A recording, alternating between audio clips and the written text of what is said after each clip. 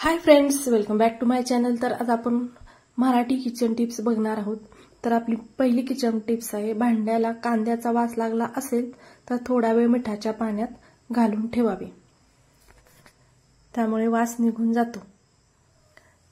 तर आपली दुसरी टिप्स आहे,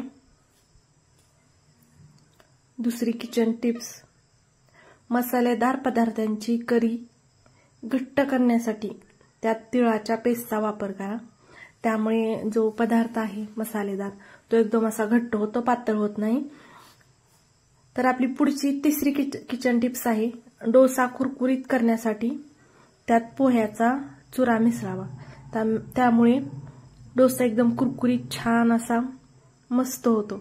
तर आपली पुढची किचन टिप्स आहे, दूध उकळण्यापूर्वी पातेल्यात थोडं थंड पाणी घातलं तर दूध खाली लागत नाही।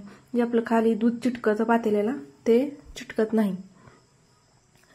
तर आपली पुढची किचन टिप्स आहे,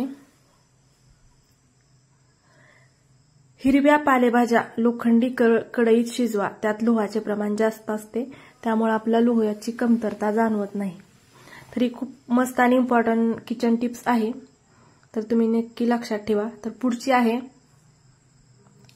भाज्या किंवा फळे 4 ते 5 तास आधीपासून कापून ठेवू नये, ते काळ्या पडतात किंवा त्यातले जे पोषक असतात ते सगळं निघून जातं, त्यामुळे तसं करू नये। तर पुढची किचन टिप्स आहे, तूप कडवताना उरलेल्या बेरीचा वापर शेंगदाण्याच्या लाडवांमध्ये करा।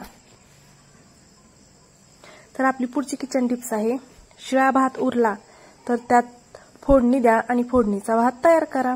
एकदम सोपी किचन टिप्स आहे, आवडल्यास नक्की सबस्क्राइब करा। तर आपली पुढची किचन टिप्स आहे, रात्री उरलेले पदार्थ खराब होऊ नये यासाठी फ्रीजमध्ये ठेवा। ही तर खूप सोपी आहे, सगळ्यांना माहिती आहे। जर आवडले असेल किचन टिप्स तर पटकन सबस्क्राइब करा आणि व्हिडिओला लाईक करा।